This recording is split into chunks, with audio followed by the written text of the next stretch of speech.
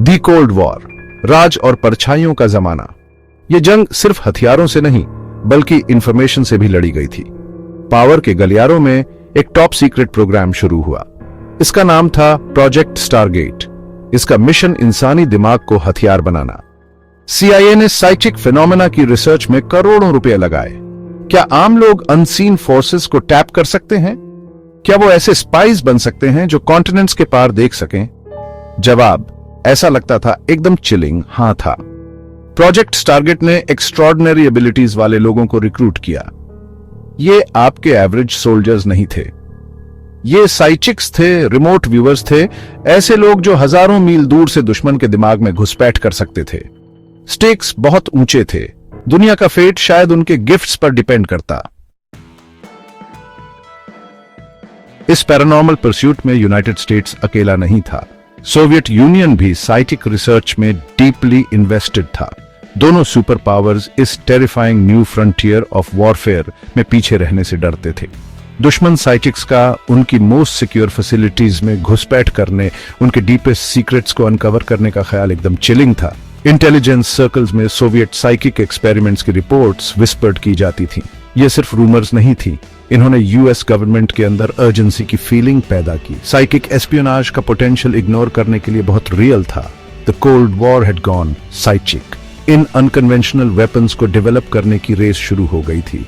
दोनों साइड्स ने human mind की पावर्स को समझने और कंट्रोल करने में रिसोर्सेज लगा दिए। ये परछाइयों में लड़ी गई एक बैटल थी, साइकिक वॉरफेयर के पोटेंशियल की एक टेरिफाइंग ग्लिम्स।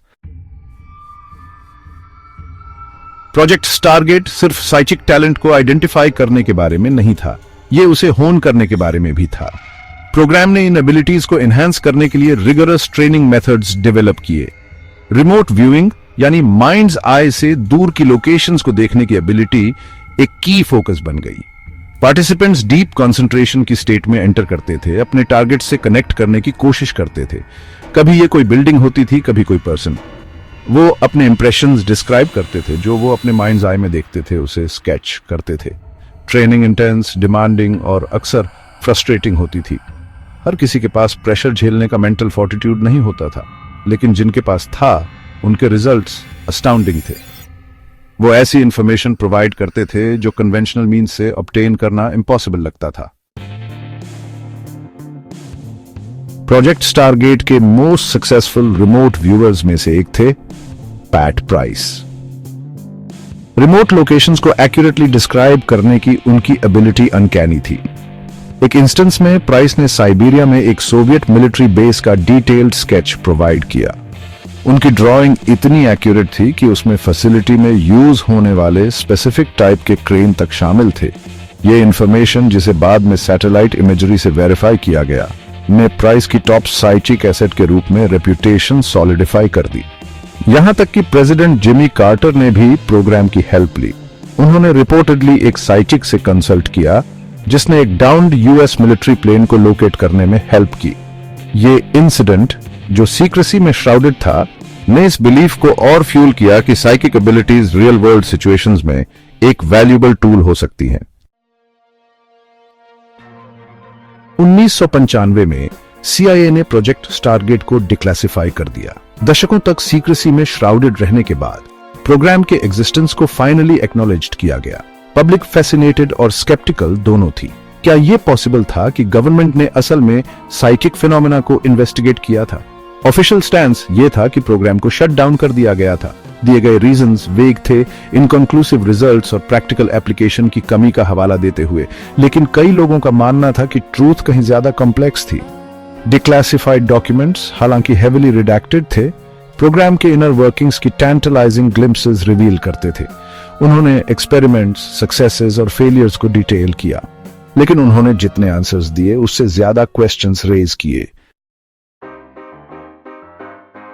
स्टारगेट के क्लोजर के सराउंडिंग ऑफिशियल नैरेटिव ने सभी को सेटिस्फाई नहीं किया। प्रोग्राम के कंटिन्यूएशन के विस्पर्स परसिस्ट रहे। कुछ का मानना था कि प्रोग्राम एंड नहीं हुआ था, बल्कि डीपर अंडरग्राउंड चला गया था। Black budget funding, secret facilities और ऑनगोइंग रिसर्च के रूमर्स सर्कुलेट हुए। क्या गवर्नमेंट अभी भी एक्टिवली साइकिक वेपन्स डेवलप कर रही थी, या ये सब टाइम और मनी का एक कोलोसल वेस्ट था?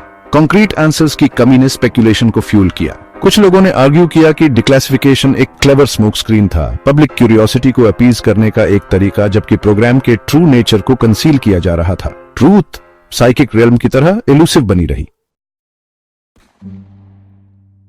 प्रोजेक्ट स्टारगेट, चाहे उसका करंट स्टेटस कुछ भी हो, दुनिया पर एक इंडेलिबल मार्क छोड़ गया। इसने व्हाट्स पॉसिबल की हमारी अंडरस्टैंडिंग को चैलेंज किया।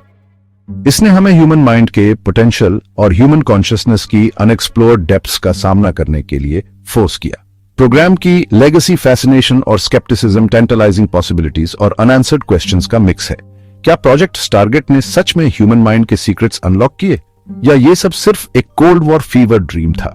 हम शायद प्रोजेक्ट स्टारगेट के बारे में पूरी ट्रूथ कभी नहीं जान पाएंगे, लेकिन एक बात सर्टेन है, प्रोग्राम की लेगेसी हमें कैप्टिवेट और इंट्रीग करती रहेगी, हमें याद दिलाती रहेगी कि कुछ मिस्ट्रीज अनसॉल्व्ड रहने के लिए ही होते हैं।